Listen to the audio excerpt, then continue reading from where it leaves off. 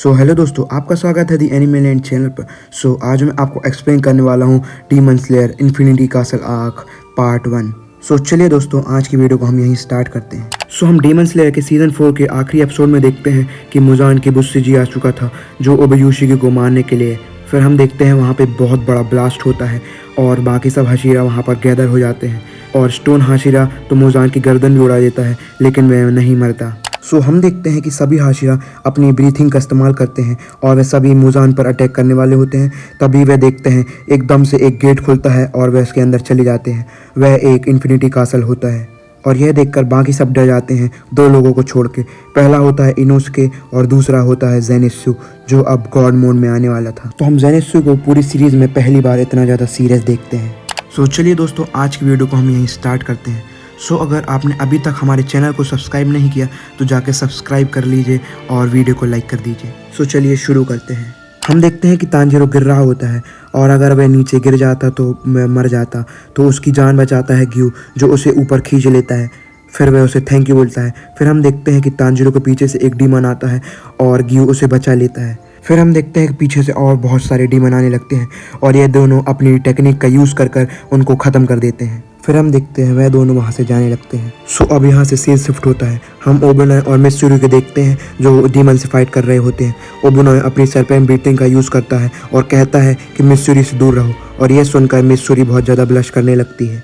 इस सीन में हम इन दोनों के पैर को देख सकते हैं। यहाँ से सीन शिफ्ट होता है। हम दी स्टोन हाशिरा ग्योमे और दी मिस्ट हाशिरा मिचिरो को देखते हैं, जो अपने मास्टर के बारे में बात कर रहे होते हैं।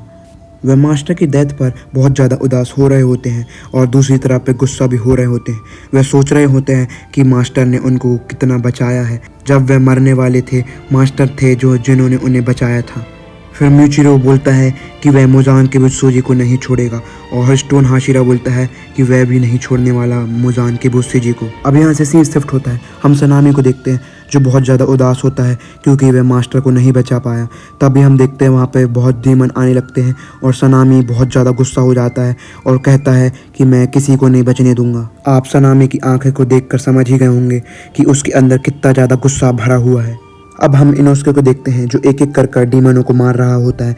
उसके बाद हम ज़ेनित्सु को देखते हैं जो बहुत सीरियस होता है और वह उसे कुछ स्मेल आ रही होती है तो उसका पीछा कर रहा होता है। अब हम शिनोबु को देखते हैं जिसे खून की बदबू आ रही होती है, तो वह गेट खोलती है और उसे अंदर एक डीमन दिखता है जो बहुत सारी लड़कियों को खा रहा होता है। और आपको देख के समझ ही गए होंगे वह कोई नहीं, अपना डोमा होता है। डोमा को देखकर शिनोबु हैरान हो जाती है। अब हम शिनोबु को बैक स्टोरी को देखते हैं। जब उसकी सिस्टर उसके हाथों में होती है और वह मरने वाली होती है, उस पर किसी ने डीमन ने अटैक किया था। वह शिनोबु से कहती है कि वह डीमन स्लेयर कॉर्प्स छोड़ दे और अच्छी नॉर्मल लाइफ जिए, लेकिन शिनोबु मना करते हुए कहती है कि उस डीमन का नाम बताओ, लेकिन वह मर जाती है और वह कहती है कि वह उस डीमन को ज़रूर मारेगी जिसने उसकी सिस्टर को मारा है। हम देखते हैं कि डोमा अपने आप को इंट्रोड्यूस करवाता है और आगे एक लड़की पड़ी होती है जो हेल्प के लिए मदद मांग रही होती है, तो डोमा उस पर अटैक करता है पर शिनोबु उसे बचा लेती है।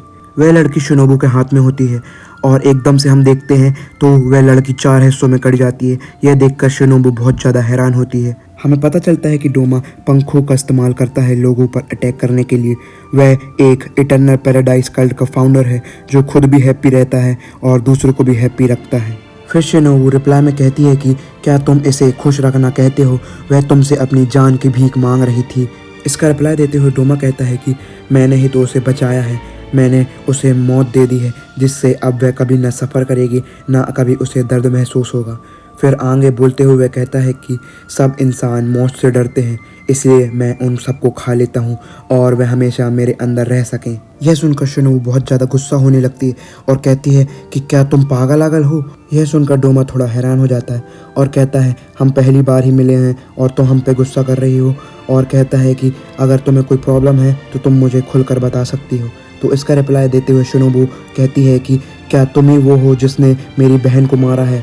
यह सुनकर डोमा थोड़ा हैरान होता है और कुछ देर बाद उसको याद आ जाता है। वह कहता है कि उसकी बहन बहुत ज़्यादा ब्यूटीफुल और स्वीट थी पर वह उसे खा नहीं पाया क्योंकि सन आ जाता है। डोमा ये सब बोल ही रहा होता है। तभी हम देखते हैं कि शिनोबु अपनी इंसेक्ट ब्रीथिंग का यूज़ कर उसकी सीधी आंख में अपनी तलवार घुसेड़ देती है। हम देखते हैं कि रिप्लाई में डोमा भी अपने ब्लड डीमन आर्ट का यूज़ करता है शिनोबु के ऊपर, पर शिनोबु वहाँ से हट जाती है।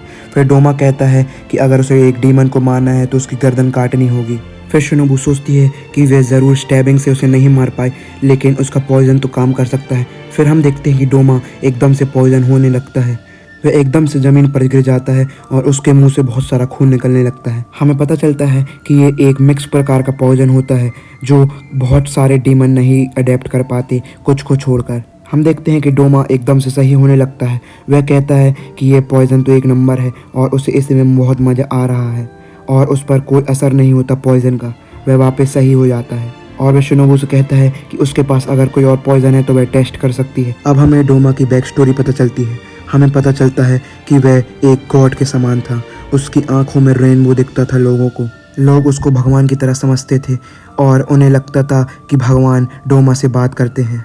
हम देखते हैं कि डोमा के पास लोग अपनी प्रॉब्लम लेके आते थे और उनसे सलूशन मांगते थे, लेकिन यह सुनकर डोमा बहुत ज़्यादा रोने लगता था और सोचता था कि भगवान एग्जिस्ट नहीं करते और अगर भगवान एग्जिस्ट भी करते हैं तो वह कुछ नहीं कर सकते। और वह सोचता था अगर लोग मर जाएंगे तो उनकी सब कुछ ये सफरिंग अफरिंग ख़त्म हो जाएंगी, और कहता था कि भगवान ने उसे इसीलिए बनाया है लोगों का दर्द ख़त्म करने के लिए। हम देखते हैं कि वह डोमा पर 5 बार से ज़्यादा अटैक कर चुकी है, लेकिन उसकी पॉइजन का असर उस पर नहीं हो रहा और वह हर अटैक के साथ वीक होती जा रही है। शिनोबू सोचती है कि वह अगर डोमा पर हर तरफ से अटैक करेगी तो कुछ हो सकता है, इसलिए वह इंसेक्ट ब्रीथन का यूज़ करती है और उस पर अटैक करती है और थोड़ा सा उसे डैमेज देती है, पर रिटर्न में हम देखते हैं कि शिनोबू भी घायल हो जाती है। डोमा कहता है कि मैंने पहली बार अपनी ज़िंदगी में इतनी तेज़ स्पीड वाला कोई पिलर देखा है। उसके बाद हम देखते हैं कि वह बहुत ज़्यादा ब्लीड कर रही होती है। फिर डोमा कहता है कि अगर वह उसका गला काट देती तो कुछ हो सकता था, लेकिन वह हंस के कहने लगता है कि उसकी हाइट छोटी है इसलिए वह कुछ नहीं कर सकती। डोमा की बात सुनकर वह बहुत ज़्यादा उदास हो जाती है और सोच में पड़ जाती है। वह सोचती है कि अगर वह थोड़ी और बड़ी होती, अगर उसके पास थोड़ा और बॉडी मास होता तो वह ज़रूर उसको मार देती। फिर हम देखते हैं कि उसकी बहन उसके सामने आ जाती है जिसे डोमा ने मारा था और वह उससे कहती है कि तुम्हें खड़ा होना होगा।